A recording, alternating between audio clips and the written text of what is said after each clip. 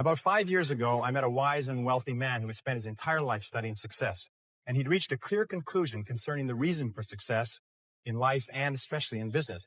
He's dead now, but I'll never forget what he told me because I immediately recognized that he put the finger on my reason for success and yours, as we'll talk about in a minute. He said the key to success was to set a goal and then to stay with it until you achieve success in at least one important thing. He said that your subconscious mind will then accept that success experience and store it as a pattern, like a template. And then from then on, your subconscious will drive you and direct you and guide you to repeat the pattern of success in other things that you attempt. Another way of saying it is that nothing succeeds like success. Psychologists have demonstrated that achievement brings you a natural high. Once you've experienced your first great success, and not only are you unconsciously programmed to repeat it, but nothing else will ever give you the same wonderful sense of satisfaction. All high achievers know that. Anyway, I learned the truth of this idea many years ago when I first started traveling. I spent 8 years traveling around the world. And in many ways, a trip or a journey is a metaphor for life. My first big trip was that, and much, much more. It had such an enormous impact on me that I've never really gotten over it. My whole life has been different as a result of what I call the Sahara Crossing. Let me tell you about it. When I was 18, 3 friends and I decided we'd go off and see the world. We were well out of high school, and we were laboring in sawmills on the West Coast. This is in 1963, and a lot of our friends were heading for Europe to travel around with backpacks. So we decided to do something different. Nobody else was going to Africa, so we decided we'd go to Africa. Of course, it never occurred to us to ask why it was that no one else was going to Africa. And that was our first mistake. After working and saving for a year, the 4 of us piled into an old 1946 Chevy and drove out of Vancouver, bound for Montreal via Toronto. Actually, we just passed a couple of blocks from here on our way on that trip. It was late at night when we left. It was pouring rain. We were all 20 years old, and we were off to see the world.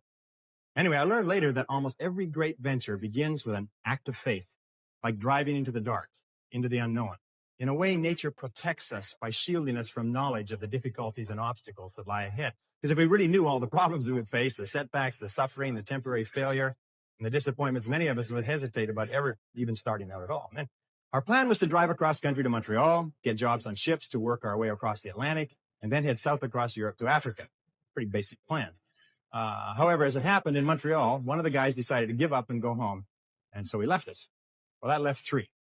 The other 2, after one day, still remember that, after one day of looking for work on the waterfront, decided to quit trying and to spend their limited savings to pay their way across the Atlantic rather than to work their way. I tried to talk them out. I told them that quitting is a habit. If you quit the first time you run into difficulties, you'll always quit when the going gets rough. You will, in effect, establish a pattern for failure rather than a pattern for success. But their minds were made up, so we split our savings and they took passage on a ship to England. I worked on a construction site in Montreal, hauling heavy things for the entire winter, and then I got a job on a Norwegian freighter out of Halifax in late February and arrived in England in mid-April. As I had predicted, my friends had quit and stayed in England working at odd jobs. However, we soon made up, good buddies again. Once more, we headed for Africa. At this time, all we had was an 8.5 by 11-inch page about this size that had Europe and Africa all on the same map, on the same page. And it seemed to be a very simple thing to go from London, which was up here, to Johannesburg, which was down here. And it's just one page. And I mean, we sort of drew a straight line and we thought, well, oh yes, there was a little orange part right across sort of a band right through the middle there called the Sahara Desert. Well, we thought, well, we'd just whip over that and get down to the green part on the map. There's no problem. I'm without a word of a lie, this is true. We didn't stop to think that the total distance was about 8,000 miles. See, we were big picture people. We didn't let ourselves get bogged down with details. We were young and we hadn't learned that it's the details that get you every single time. So we took a train down to London. There we bought bicycles. See, we never heard of anyone riding from London to Johannesburg on bicycles, so we decided that we would do it first and become famous. That was another mistake.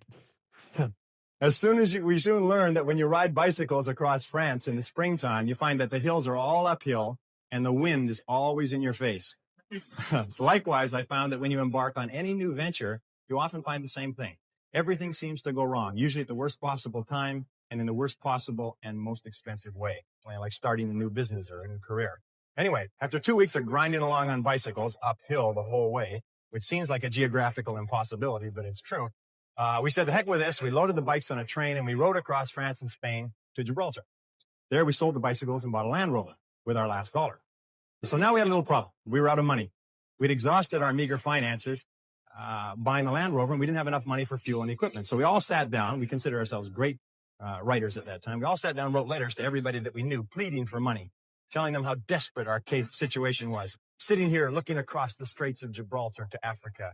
All we needed was just a little bit of money to get us over there. Anyway, eventually we got a little bit of money here and a little bit of money there, and then we got one big score. I'll never forget this. An uncle of Jeff's that he'd only seen once in his life sent us 100 pounds. 100 pounds at that time was $300, worth more than $1,000 today. And we were ecstatic. We were saved. So this is another lesson. Nobody ever makes it on their own. One of the great lessons of life. We all need help from others to get over the rough spots. Well, with the additional money, we loaded up with food and supplies. We took the ferry over to Tangiers in Morocco. And then we headed out of Tangiers toward the Atlas Mountains and the Sahara, full of excitement, singing as we drove down the road. 20 miles out, the radiator blew up. The radiator was just the beginning. Over the next 10 days, the steering rods bent and threw the front wheels out of alignment, so the tires blew one by one. When we got a flat tire, and we got lots of flat tires, we had to sit by the side of the road patiently, sometimes for hours, until somebody came along with the proper tools to help us change the tire. But we pressed on anyway. As we drove deeper into Morocco and over the Atlas Mountains and onto the Sahara Escarpment, we entered into a world that had changed very little in 1,000 years. There were long, long stretches of barren country roads and an occasional oasis surrounded by primitive farms, which was irrigated from wells and underground rivers. And that began an experience that I still remember quite clearly, and I think you'll be able to relate to this. By this time, I was speaking French fairly well. We could converse with the natives in the occasional small towns that we passed through. And in one town, early in our slow, halting trek across Morocco, someone asked us where we were headed. And we told them that we were going across the Sahara and into Africa. And he said, "Oh, no." He said, "You can't do that." He said, "You'll die in the desert." Well, I looked up my dictionary quickly because I didn't understand the expression. "Vous allez mourir dans le lust." We then began to hear this on a regular basis everywhere we went. We'd stop in a small town, and people would bring their friends up to us and introduce us as the young men who were going off to die in the desert. Well, they seemed quite cheerful about it, but after a while, we found it kind of irritating. I mean, and by the way, these were not your average Arabs. These were Bedouin and Tuareg. These were desert people, members of tribes that lived in the Sahara for 1,000 years. I mean, they were in a position to know what they were talking about. And I learned a valuable lesson from this. I learned then, and for the rest of your life, whenever you try to do something out of the ordinary, people will line up to tell you that you can't do it, why you can't do it, that you'll lose your time, you'll lose your money, that you will, in effect, die in the desert. Even people who should know better will try to discourage you. To achieve anything greater worthwhile, you must train yourself to rise above these people, ignoring them and pressing on towards your goal regardless. Your time is your most valuable asset, and your ability to use your time, to spend your time well, largely determines your success and your income and everything that happens to you. And this brings us to what we call the law of forced efficiency. Now, the law of forced efficiency says there is never enough time to do everything, but there's always enough time to do the most important tasks. When you start to get under the gun, you have tremendous pressure. You have to have a job or task or project complete by a certain time. It's amazing how efficient you become. You become forced to be efficient. So the key in using the law of forced efficiency is to get really efficient before you run out of time. And the way you do it is you ask a couple of questions. One of the questions you ask is, what are my most valuable tasks? What are my most important tasks? What are the things that you do each day that are more important than anything else? Another question you can ask is, why am I on the payroll? What results have you been hired to accomplish? Of all the results that you can accomplish, what are the most important results that you could accomplish today? It's amazing. If you ask entrepreneurs how important are sales to your business, you know what they'll say? Oh, they're very important. Then if you follow entrepreneurs around for any period of time, one study showed that the average entrepreneur spends 11% of his time on sales and marketing. And the other 89% of the time is spent just doing busy work. And of course, once you start to do busy work, the busy work, it increases and increases almost like rabbits multiply. A third question you can ask for the law of forced efficiency is, what can I and only I do that, if done well, will make a real difference? Every hour, there's an answer to this question for you. What can you and only you do that, if done well, will make a real difference. This means that if you don't do it, nobody else will do it. But if you do it and you do it well, it can make a difference to your life and to your business.